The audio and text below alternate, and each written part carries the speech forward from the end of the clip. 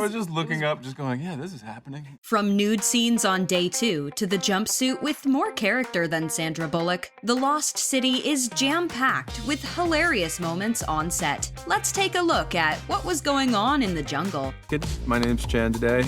This is just what it is. Number 1. Sandra Bullock described Tatum's booty as flawless and like the bottom of a baby. Channing Tatum got nude on day 2 of filming for The Lost City. A traditional actor's greeting. The poor man had leeches glued to his butt and Sandra Bullock's eyes glued to his privates for an entire 2-page monologue, too. He dropped everything and I spoke to it.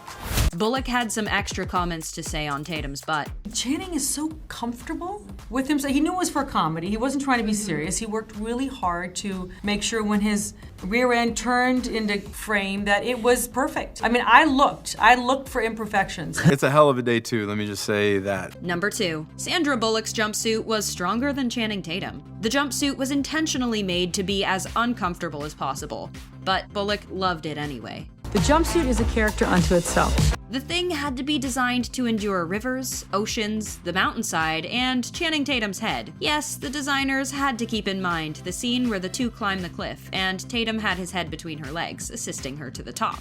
Bullock joked, "It didn't scratch Channing's face, which was very important. It had to be in a lot of places, and it was just epic." The jumpsuit was so restrictive that it didn't allow for Bullock to drink liquids or eat a whole lot, and the craft table was just a big tease. I'm going to be talking about the jumpsuit for the rest of my life, but would I have changed it? Hell no. Number 3. After spending weeks filming in the water, you'd think Tatum would be sick of it too. The day filming wrapped, Channing Tatum took Sandra Bullock for a dip in the water. She wasn't too happy about it, but they ended up hugging it out.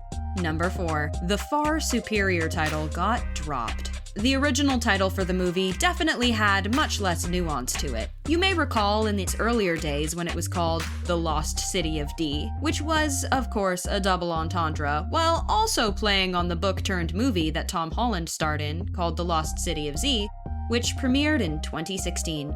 Tatum begrudged the change, saying, "I wished they wouldn't have dropped the D. You never drop the D."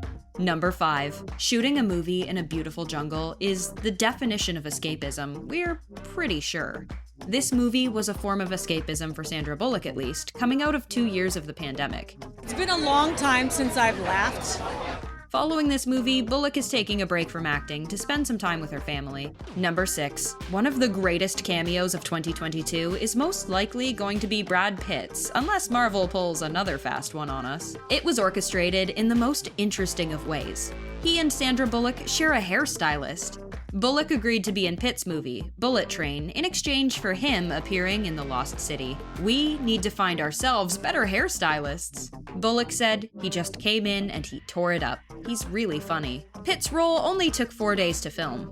Oh, and he had Tatum fanboying too. Number 7. Some tropes are too good to let go of. The Lost City is turning certain tropes on their head, including making Bullock's character have more real-world experience than her counterpart. Not all tropes are destroyed though, as they managed to take the inappropriate jungle clothing trope even further than it's ever gone. Bullock loves it though, stating, "That's what's so much fun about it. You can take old setups and easily make them new. And the fun thing about the male-female narrative is that now we can turn it on its ear because it's no longer, this is the woman's role, this is the man's role.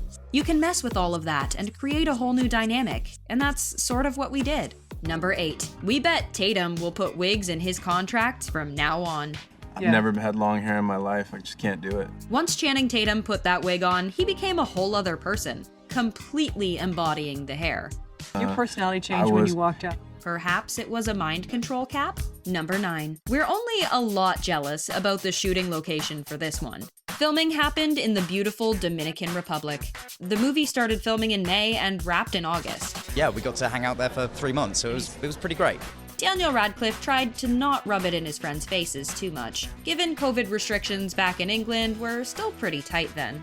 Number 10. Radcliffe was too easily swayed. They didn't even need to mention Brad Pitt to convince him to take the role. He was easily sold on being part of the film, knowing he would get to be a villain across from Sandra Bullock and Channing Tatum. Sandra, I grew up watching her movies, and I grew up as a fan of her. It's no wonder why Radcliffe wanted to work with them. He speaks highly of their work and on-screen chemistry. They would both be, I think, very hard people to not have chemistry with. So for Radcliffe to be working with her was surreal and intimidating, but that sensation went away quickly. The Lost City is the movie the world has been hungry for ever since the pandemic began. Honestly, it looks like a blast. No overthinking, just laughing. And how about that title change, huh? Which do you think was better, The Lost City of D or The Lost City? Let us know in the comments, and thanks for hanging out with us here at The Things.